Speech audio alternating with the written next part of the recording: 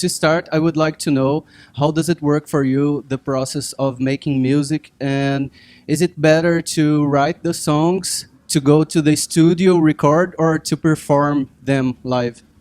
That's a good question. Well, obviously, creating a song it usually starts with guitar rhythms. Usually, it's the first thing that comes out, and then we build on that with drum beats and start to compose and structures and stuff. And the lyrics come after. That's the way we do it.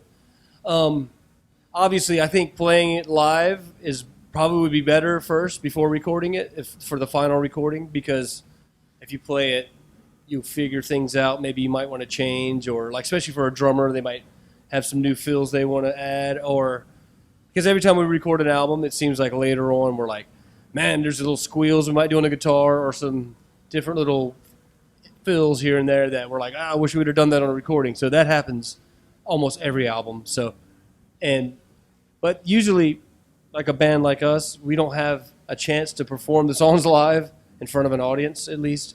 But we do nowadays more than ever. We try to finish the songs. We even record them like just for demo tapes and try to change them maybe a little here and there, maybe re-record, and then practice them in the studio together as a band to where we play the whole album together before we actually go to do the final recording. So it's kind of like performing it in a way, but still you never get the same experience as maybe say after 1 year of playing it on tour.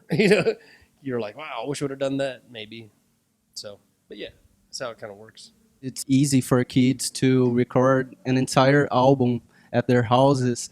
So the use of plugins and kids are going lower and lower, trying thicker gauge strings and heavy doesn't necessarily has to do with going lower. So what do you think of modern metal music? Well, I guess everybody's trying to change, experiment and try to do something fresh, which is good, healthy. And a lot of the bands are fast too. They try to go faster than ever, and fast definitely doesn't mean it's heavier either. To me. In fact, I think the heavier stuff is slower. It doesn't mean it's lower, but it can be slower. So, but yeah, I mean, yeah, if you go way low, doesn't mean it's heavier either, because it's just blah, blah, I mean, I don't know, but no, I mean, I like personally like older school metals. What I listen to, like old Slayer and Celtic Frost, Possessed. So I'm an old man now at this point. I just turned 48. I feel like an old man, so I still listen to my old stuff. This is how it is.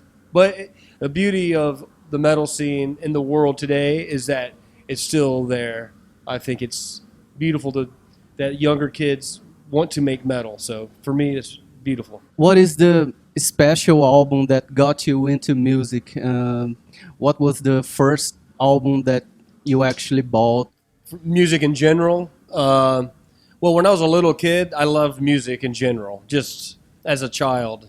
From day one, my mother used to always say, like, it's funny, all the, like on the radio, whatever's on the radio, my mom's like, all the lyrics. It's funny, I was a little kid. I love music. So my children love it too. It's funny. But my first album that I physically had was AC/DC High Voltage. And I was probably, I was probably 8 years old maybe. And my father played baseball and just a fun team league, not like a professional, but and I would go to the games, and sometimes they would have a party after the games, and one of his players on his team was a friend.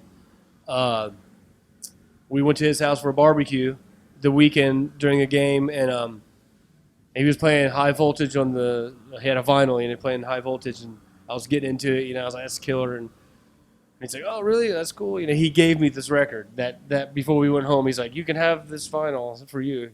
That ruined me. So ever since then, it's funny, that was 40 years ago, and it's funny that my father and that man, his name was Brian Webster, they lost contact for many years, but at the last 5 years, they become friends again or got reconnected. So it's funny, and I told him this story like a year ago. He's like, really?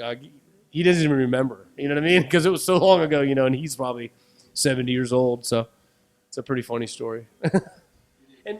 And my family, my father, my uncle, my grandfather, they all played music too when I was a child. Like even when I was a little kid, my father and uncle would play guitar and bass, and my grandfather was in a kind of a bluegrass band. They were called the Ozark Mountain Men, and he played accordion. He was from Romania, so it was pretty funny. So there was always music around me. Do you see any major difference between playing in America and playing in Europe? Uh, well, I don't know. I mean, to me, it's different because Europe is just Europe. America is where I'm from, so I'm used to America.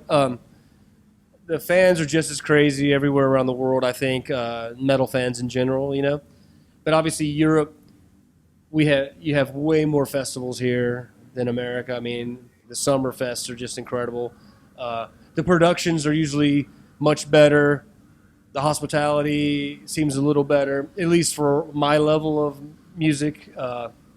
Unless you do like a higher level of touring, like say there's a House of Blues. If you do that tour in America, it's a little better compared to the regular clubs. So, but yeah, I think in Europe in general, it's better in general. There's always great support here and good food. Is there any Brazilian band that you listen to besides Sepultura? Well, Crisian, yeah, yeah, absolutely. Yeah, pretty much them and Sepultura. Love Sepultura, obviously. Send a message to your fans in Brazil. Well, actually, nothing's official, but we're trying to book a tour right now for November, December in South America. And it looks like we may do 4 or 5 shows in Brazil. So in November. So we're hoping right now our promoter's working on this, so that'll be killer. It's been a long time since we've been in Brazil. Is there something interesting from the road to tell us? Something that you dislike and something that you like the most? Probably one of the worst things of being on tour, like in general, it's not really that bad, but you know, like you don't have your own bed. You know, you have to share a toilet with like 40 men every day backstage. You're fighting for the toilet and the shower. You know, I mean, that kind of thing is kind of sometimes gets annoying after a while because on a big tour, there's like 40 or 50 people. You may only have 2 toilets and 2 showers, and you're like constantly battling who's getting to take a shit. It's not that bad, but it's pretty funny. It's kind of a pet peeve maybe of everybody. You know, you're like, ah. But really the worst thing of it all is that we don't have $1 million in our bank account. That's really the worst thing. But no. But I mean, we do this. We love it. You know, we just love to play music and metal, and I would never change a thing. I would never trade this in. We're very fortunate, lucky human beings to experience what we have and never give it up for anything. I'll do this till I die, so. And hopefully I don't die for a long, long time. What was the first instrument that you got? It was chosen by you or it was a gift? Well, the first, I had a guitar. It was a Harmony. It looked like a Les Paul. It's a cheap, like Sears made them, I think. But yeah, I picked it out. We went to like some music shop and we got it real cheap, you know, $100 maybe, just so I could try to maybe play guitar. A Harmony. It was a piece of junk, but it was. Yeah. Like, you know, my parents knew I wanted to play music. I wanted to play drums originally. My father, he played guitar. He's like, yeah, but drums are really loud and it's going to be so loud in the house. I'm like, come on. And so I was like, okay, then I'm going to play bass. And he's like, no, what about 6 strings? Just so the irony is I don't even play like lead really. I play a little bit, you know, I play more of a percussion rhythm thing, you know, but still.